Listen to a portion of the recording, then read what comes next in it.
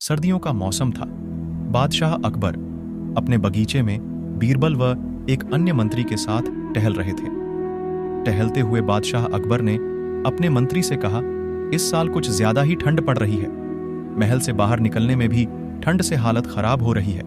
मंत्री ने बादशाह की बात का जवाब देते हुए कहा, जी हुजूर, बिल्कुल सही फरमाया आपने। इस साल तो इतनी ठंड पड़ रही है कि जनता ने घर से बाहर निकलना बहुत कम कर दिया है। टहलते टहलते बादशाह अकबर बगीचे में बने तालाब के किनारे जा पहुंचे। जैसे ही उन्होंने अपना हाथ पानी में डाला, उन्हें एहसास हुआ कि पानी बर्फ जैसा ठंडा है। पानी से हाथ बाहर निकालते हुए अकबर ने कहा, सही कह रही हैं आप, इतनी ठंड में कौन घर से बाहर निकलेगा। बीरबल को चुपचाप देखकर बादशाह ने बीरबल से पूछा, इस बारे में आपका क्या ख्याल है। बीरबल ने सिर झुकाते हुए कहा, माफी चाहता हूं हुजूर, इस बारे में मेरा ख्याल थोड़ा अलग है। मैं आप दोनों की बात से सहमत नहीं हूं। अकबर ने आश्चर्यचकित होकर बीरबल से पूछा, अच्छा तो हमें भी बताइए, क्या ख्याल है आपका। बीरबल ने कहा, हुजूर, मेरा मानना है कि एक गरीब व्यक्ति के लिए पैसा सबसे ज्यादा जरूरी है। उसे इस बात से कोई फर्क नहीं पड़ता कि मौसम कितना ठंडा है या गर्म। अकबर ने हैरान होकर बीरबल से कहा, तो आप यह कह रहे हैं कि इस कड़ाके की सर्दी में भी एक गरीब आदमी कोई भी ऐसा काम करने को तैयार हो जाएगा जिससे उसे पैसा मिल सके। बीरबल ने कहा, जी हुजूर, मैं यही कह रहा हूं। बादशाह अकबर ने बीरबल को चुनौती देते हुए कहा, तो ठीक है, अगर आपने बर्फ जैसे पानी से भरे इस तालाब में किसी को रात भर खड़ा रखकर इस बात को प्रमाणित कर दिया, तो हम आपके लाए हुए गरीब व्यक्ति को 20 सोने के सिक्के इनाम में देंगे। बादशाह की बात से सहमति जताते हुए बीरबल ने अगले दिन एक गरीब व्यक्ति को पेश करने का वादा किया। अगले दिन सभा में बादशाह अकबर ने बीरबल से पूछा कि क्या वो किसी को लाए हैं जो तालाब में खड़ा रहकर पूरी रात बिता सके। इस पर बीरबल ने गंगाधर नामक एक गरीब व्यक्ति को दरबार में मौजूद किया और कहा कि यह 20 सोने के सिक्कों के लिए तालाब में पूरी रात बिताने को तैयार है। बादशाह अकबर ने सभा समाप्त करते हुए कहा कि ठीक है, 2 सिपाही इस व्यक्ति की रात भर निगरानी करेंगे। अगले दिन फिर से दरबार लगा और बादशाह ने बीरबल से गंगाधर के बारे में पूछा। बीरबल, कहाँ है आपका मित्र, कितनी देर टिक पाया। वो उस बर्फीले पानी में। बीरबल ने कहा, महाराज, वो यहीं है, मैं उसे दरबार में पेश करने की इजाजत चाहता हूं। बादशाह की इजाजत मिलते ही बीरबल ने गंगाधर को दरबार में बुलाया।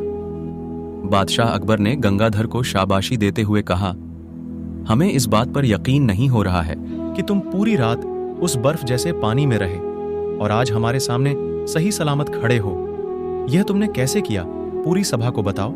गंगाधर ने कहा, महाराज, शुरुआत में तो यह बहुत मुश्किल था, लेकिन कुछ समय बाद मुझे महल की एक खिड़की पर एक दिया जलता नजर आया। उस दिए को देखते हुए मैंने सारी रात बिता दी। बादशाह अकबर ने चौंक कर कहा, यह तो धोखा है, तुमने हमारे महल के जलते दिए की गर्मी से सारी रात बिता ली। फरेबी, तुम्हारे इस धोखे के लिए हम तुम्हें सजा नहीं दे रहे हैं, लेकिन तुम अब इस इनाम के हकदार भी नहीं हो। यह कहते हुए अकबर ने अपने सिपाहियों से गंगाधर को महल से बाहर ले जाने को कह दिया और सभा समाप्त करके अपने कमरे में चले गए। अगले दिन रोज की तरह सभा लगी।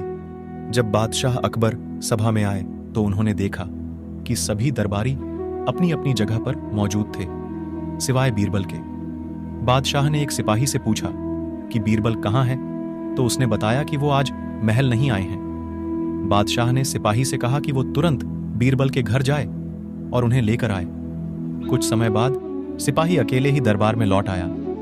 बादशाह के पूछने पर सिपाही ने बताया, बीरबल अपने घर में खाना पका रहे हैं और उन्होंने कहा है कि खाना पूरी तरह पक जाने के बाद ही वो दरबार आएंगे। सिपाही की यह बात सुनकर बादशाह सोच में पड़ गए, क्योंकि आज से पहले कभी भी बीरबल ने महल आने में देर नहीं की थी। अकबर को कुछ संदेह हुआ और उन्होंने बीरबल के घर जाने का निर्णय लिया। जब बादशाह अकबर बीरबल के घर पहुंचे तो उन्होंने देखा कि बीरबल ने एक ऊंची खूंटी पर एक हाड़ी टांग रखी है और उसके नीचे जमीन पर लकड़ियां जला रखी हैं। बादशाह आश्चर्यचकित हो गए और बीरबल से पूछा कि वह क्या कर रहे हैं। इस पर बीरबल ने जवाब दिया कि वह अपने भोजन के लिए खिचड़ी पका रहे हैं। बादशाह अकबर ने कहा, क्या तुम पागल हो गए हो? यह खिचड़ी कैसे पक सकती है? तुमने हांडी को इतने ऊपर टांग रखा है और आग नीचे जल रही है। ऐसे में खिचड़ी पकने के लिए हांडी तक गर्मी कैसे पहुंचेगी? इस बात पर बीरबल ने बहुत आराम के साथ बादशाह से कहा, क्यों नहीं पहुंचेगी हुजूर?